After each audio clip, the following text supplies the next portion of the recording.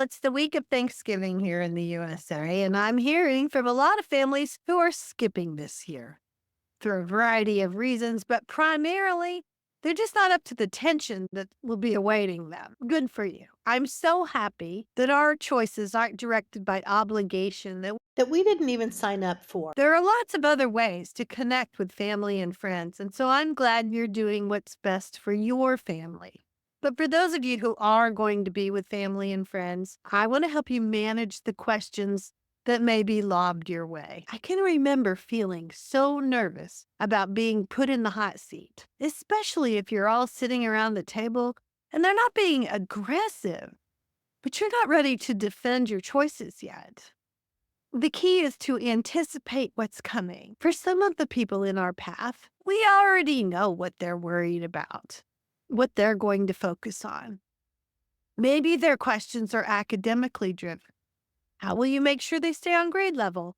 Or how will they get into college? Or what if there are gaps? Others are more socially focused. How are they going to make friends? Won't they be lonely? What about all the fun they're going to miss? Then there'll be the questions directed at the kids. And sometimes they seem benign, something they've asked kids for generations. But because we've stepped off that conveyor belt, so to speak, our kids might look at them like deer in headlights. They're not used to being quizzed usually. Your relatives ask, "What grade are you in?" or "What's your favorite subject?" And they seem like simple, innocuous questions. But when your kid can't answer that and they don't perform well under what seems like minimal pressure, oh, it's another reason to believe something is wrong with them or with you. It's just the confirmation they were worried about or even expecting to see. So, becoming a holiday questioning prepper is what's in order. Just taking a few minutes to think of quick answers that could work. I have podcasts and videos to help you dive deeper into most of these topics. And for Black Friday, you can get all the unschooling guides for nearly 75% off. These all explore specific fears and worries that I've seen or experienced myself. You could get the guides and read them through on your drive over to the holiday get together. I'm thinking specifically of guides that have to do with socialization or with technology. Maybe the academic guides if you're more worried about reading or writing or math. There's actually 23 guides in the Ultimate Unschooling Guide bundle, so you could have your own unschooling library at your fingertips the minute you need something. That's always been my goal, to get you good, solid information so you can get those fears conquered as soon as they come up. We all have worries, and they change over time as our kids get older. But you don't have to reinvent the wheel. Unschoolers have been discussing solutions for decades, and I've gathered it all together for you so you don't have to waste time searching and sifting yourself. Who has time for that? So you can get all 23 guides for only $99 instead of paying full price at $15 each. You end up saving nearly $250. I bring it up because I don't want you to miss out.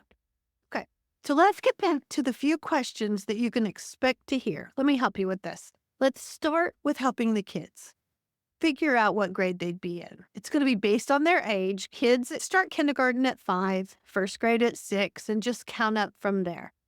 Or they could say, well, I'm 8th grade for science and history. Math is probably 4th grade. Spelling, don't ask. But reading, more like 6th grade. It's kind of a colorful approach, but may lead to more questions. And sometimes it's just easier to say, I'm in 4th grade, and then go off to play. What's your favorite subject? Doesn't have to get the "we don't do subjects" response, even though you don't. Subjects do weave through every kid activity, really every life activity. So you may just need to have a conversation with the kids about what subjects are sprinkled into the things that they like to do. So let me just walk you through that really quickly. If you watch movies or shows, they could say, I love a good story, so I guess language arts is my favorite. Or maybe you have pets, or you talk about seasonal changes, or you have some health discussions in your home. They could simply say science. Or if they're into gaming or apps, they could say computer science is my favorite. And if the relative says, but what about language arts or math? The answer can simply be, oh, I do a ton of that. I just like it best when it's technology based. You can even pull others into the conversation and say, I heard all the kids in the school now get their own iPads. That'll open up a conversation. On one of our group coaching calls, one of the members said that she had to face her grandmother at the Thanksgiving table when she asked, so what do you do all day? Arms crossed, not really approving. But she was ready. She jumped right into it. I'm so glad you asked, Nana. And then she proceeded to tell about all the cool experiences that her daughter was able to do, places they had been, activities she was involved with, including their schedule for the week. And the grandma relaxed and nodded with approval. Now, I wouldn't expect a kid to field that kind of a question, but if you plan ahead, you can. You could add something like, I love tapping into the community and finding all the learning that's out there. Or maybe sometimes I think I'm creating an entire curriculum with Netflix and Hulu. And for those who have kids who are big gamers, you might say, well, every day looks a little different, but our main focus is creating a lifestyle that nurtures curiosity and independence. My kid is really into gaming, and it's amazing how much learning happens there. Problem solving, strategy, collaboration with others online, even storytelling and math skills. It's not just entertainment. I'm seeing all kinds of growth and exploration. Maybe you could add, and we balance that with time out in the world. We travel, we explore local events, we dive into activities that spark his interest. I make sure they see what's out in the local community, but it's really about following their natural learning path. And the best thing is seeing how engaged and curious they are, whether they're gaming or building something or asking questions about the world. You could say it's definitely a different approach than what most people are used to, but it works so well for my kid. They're thriving, and I get to see how their skills and confidence grow every day. This kind of response describes how intentional you're being with this unschooling lifestyle. And sometimes the responses you get can be more, wow, this sounds like a lot of work, or I could never do that. And you can always respond with, well, like everything, some days are harder than others. Or you could say, luckily, everybody gets to choose what's best for them. It lets them off the hook. So it doesn't feel like you're judging them, even though they were setting it all up to be judgmental about you, but you dismantled that. I created a quick 2-page PDF for you, a worksheet to help you get prepared for these kinds of gatherings, where you think about the question and you write down some of the responses you could use. I'll link to it in the show notes below and at the blog where you're going to be able to find the transcript for this. I've even included several quick answers that you could give, so that might help too. A couple things to remember. If you're really nervous, reach out to a couple other family members and tell them that you may need them to help you run interference. Or ask if they'll help change the subject so you and your family cannot feel so interrogated.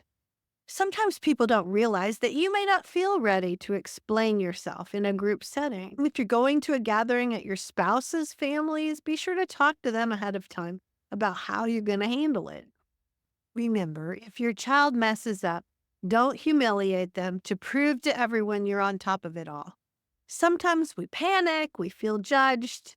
And if you think about what could happen ahead of time, you'll be ready for it if and when it does. Your child still needs you to be an advocate for them. And that's why it's important to work through these things before you're in the thick of it. Whether your holidays start now or as we're flipping the calendar over to the next month, you can prepare yourself for the questions that you know are going to pop up. I have a few other podcasts you can listen to. I'll link to those. And don't forget about that free PDF that I made for you. And Black Friday. Unschoolers get special deals too. So there's big discounts for joining the membership group because sometimes you really need someone to be in your corner, and the incredible deal on all the guides. Put the links for these too. You can do this. It just takes knowledge and support and maybe a little action on your part. But I'm walking along with you, holding your hand. You don't have to figure this out all on your own.